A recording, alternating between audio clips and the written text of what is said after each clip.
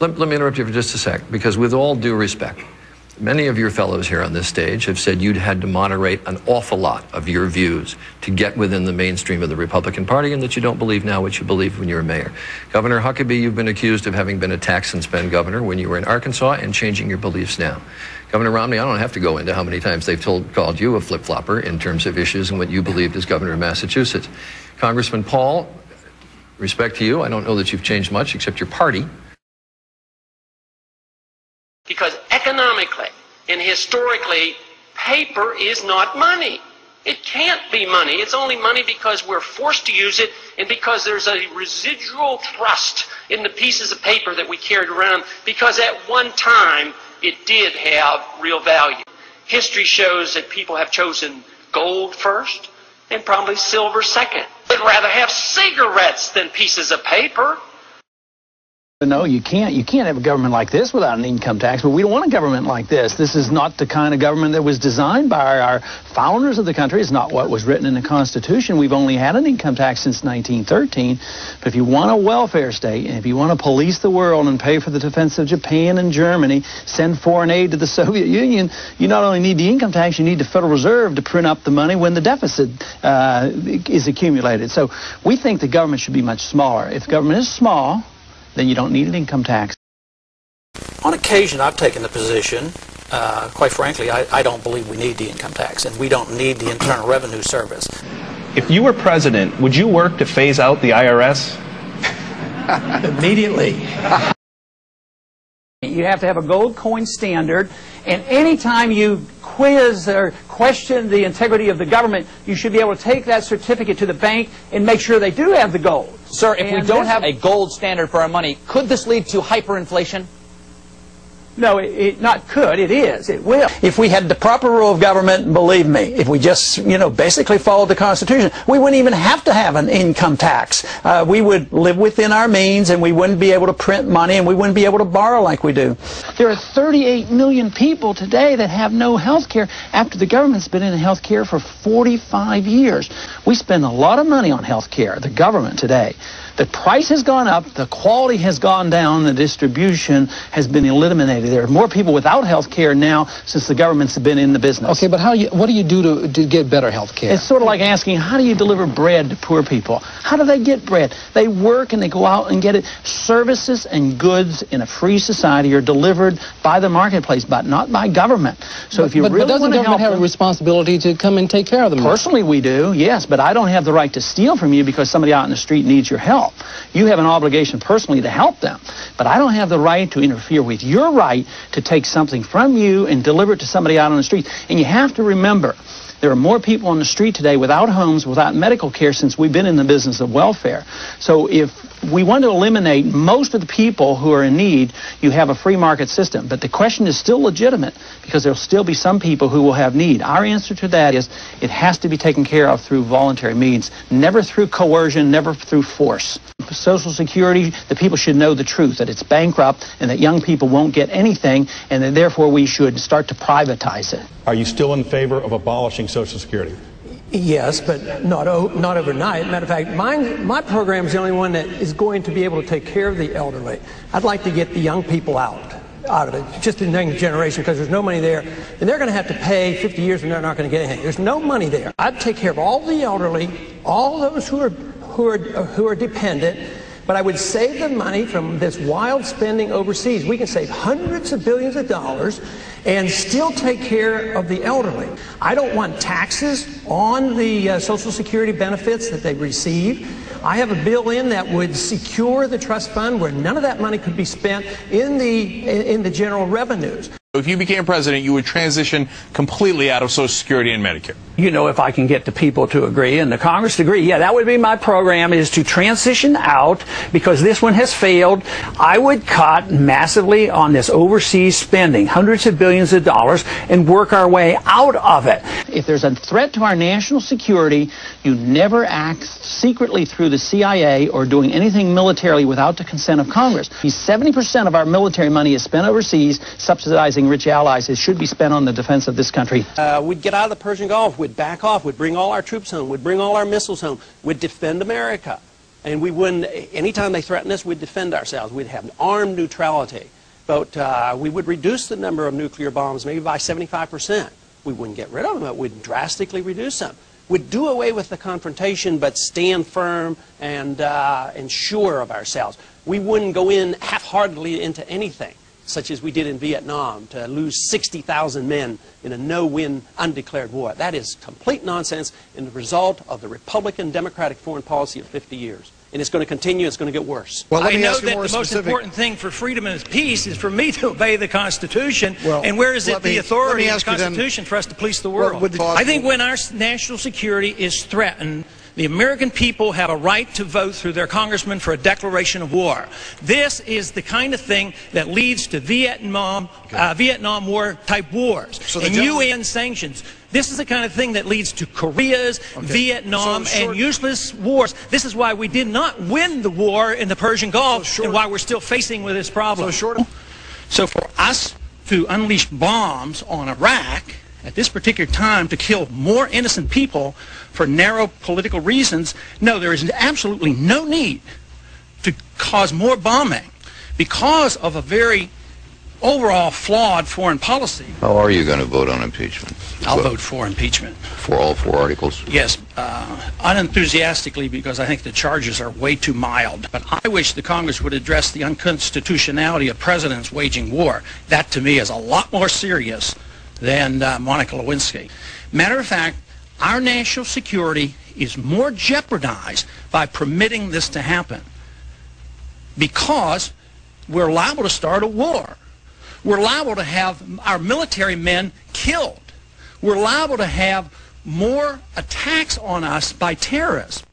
Our foolish policy in Iraq invites terrorist attacks against U.S. territory and incites the Islamic fundamentalists against us. So why leave them in the region? They don't want our troops on the Arabian Peninsula. We have no need for our national security to have troops on the Arabian Peninsula. And going into Iraq and Afghanistan and threatening Iran is the worst thing we can do for our national security. I am less safe. The American people are less safe for this. It's the policy that is wrong. Tactical movements and shifting troops around and taking in 30 more and reducing by 5, totally irrelevant.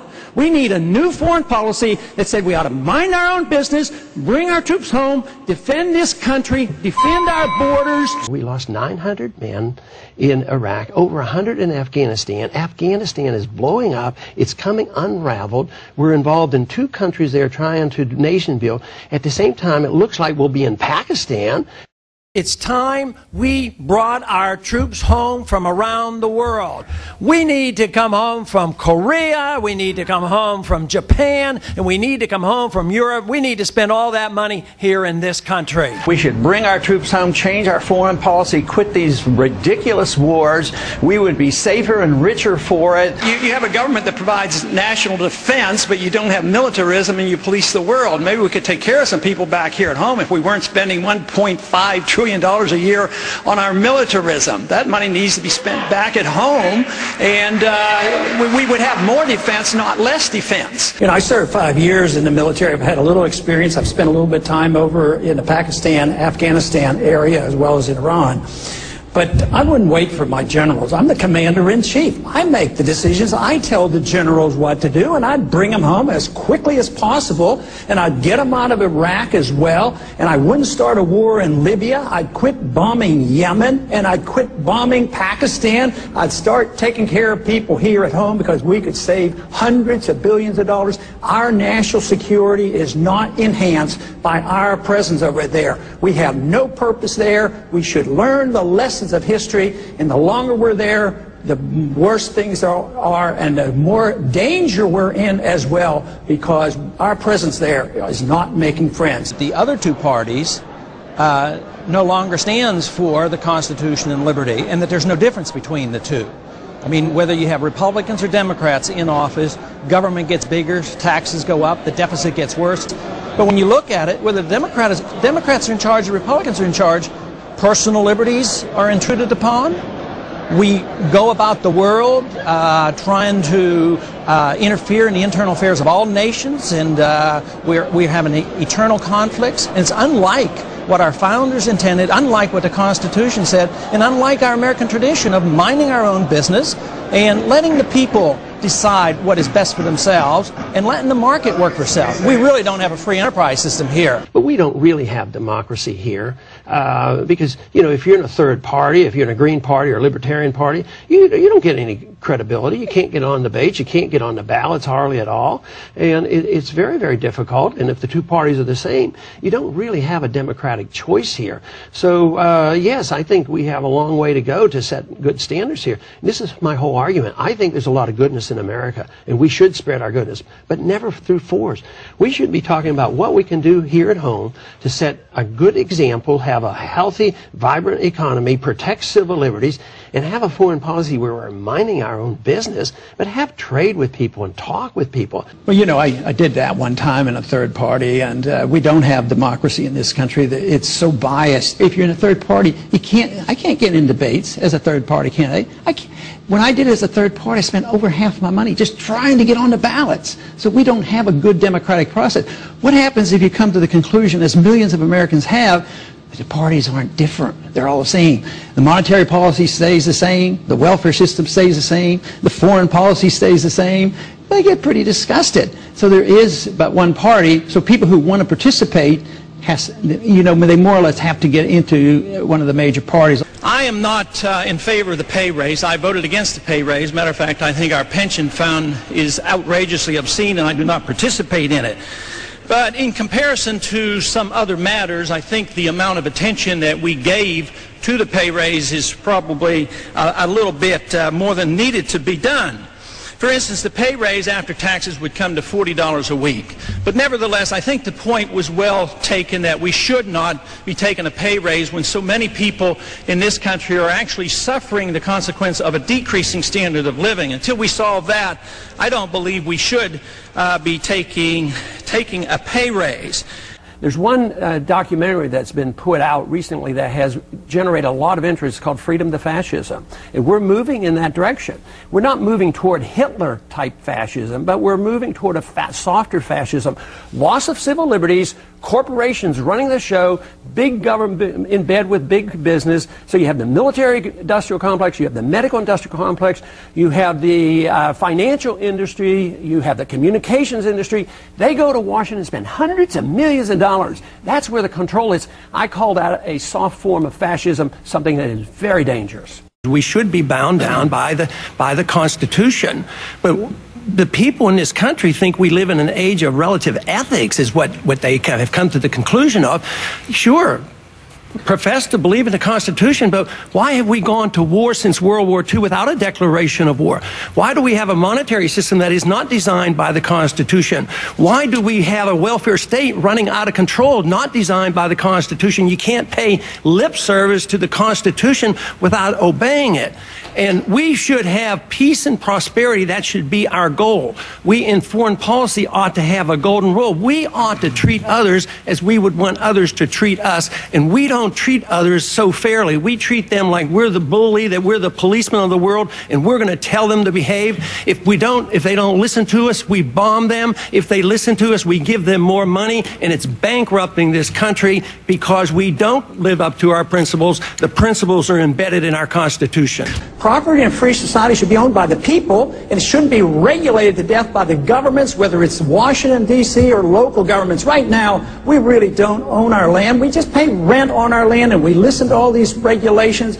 More people die from the lies government tells. They told lies in the 60s, and I served in the military in the 60s for 5 years. How many people died because they lied us into war? How many people have died because of the lies that were told that got us into Iraq and now in Afghanistan? Our government doesn't always tell us the truth. That's how we go to war, and that's how we get in. They tell you, they build up the fear, like just like after the crisis, the financial crisis, the whole world would end unless we bail out all the rich people and bail out Wall Street and bail out all the bankers.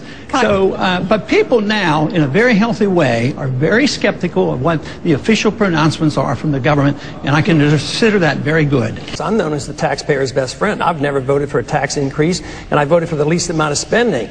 I am known for sticking to principle and not flip-flopping. It's time we have somebody that they can trust to reduce the size of government and really restore freedom in this country.